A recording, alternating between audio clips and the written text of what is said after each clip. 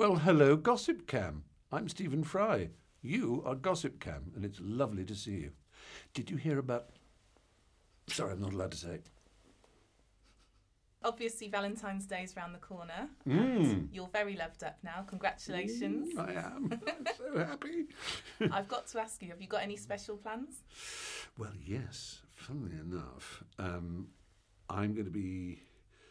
going to be... I must get used to saying we. We're going to be flying away exactly then to our honeymoon, a destination I cannot disclose. But so it's going to be the most romantic Valentine's Day I've ever enjoyed. And what is love for you?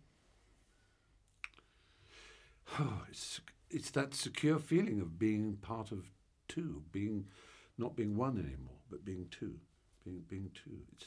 I still have to repeat it because I can't quite believe it. I'm now a unit of two people rather than a unit of one. What's your favourite magazine? Oh, Now Magazine! Come on, is there any choice? Are there any others? I don't think there are. Well, there's Atlantic and the Literary Review and the New York Review of Books, but I've never even heard of them.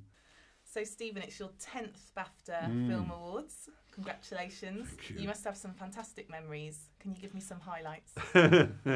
Well, I suppose the first one is an obvious highlight because I'd never done it before and I had no idea how it was going to go and everything was scary. And it was scary for all of us because it was the first time they'd been separated from the television awards and not being done in the hotel but being done in the cinema, the Odeon Leicester Square. So it was all quite nerve-wracking for everybody.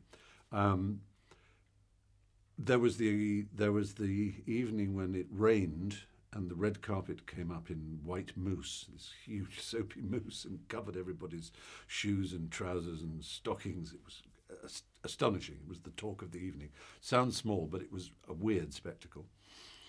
And can we ever forget, those of us who are lucky enough to have witnessed it, it was the year that Russell Crowe won for either Gladiator or A Beautiful Mind. I can't remember which, but one of them.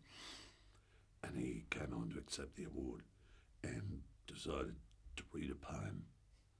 He read the poem.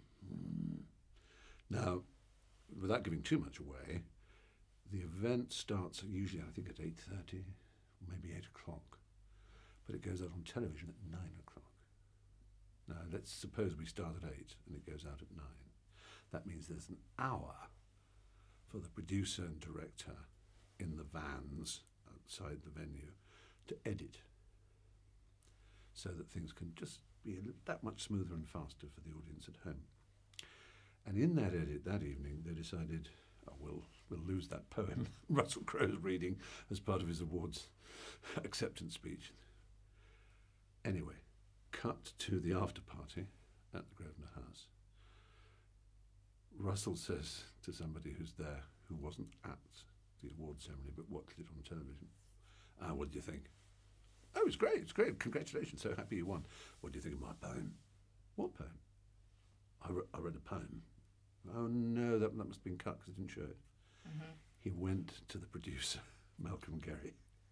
He picked him up and he pushed him against a wall and he brought back his fist and it was just about to crash into Malcolm's face when he was pulled back. And there were any number of apologies and all this kind of thing, but it was very exciting. It was thrilling to be there.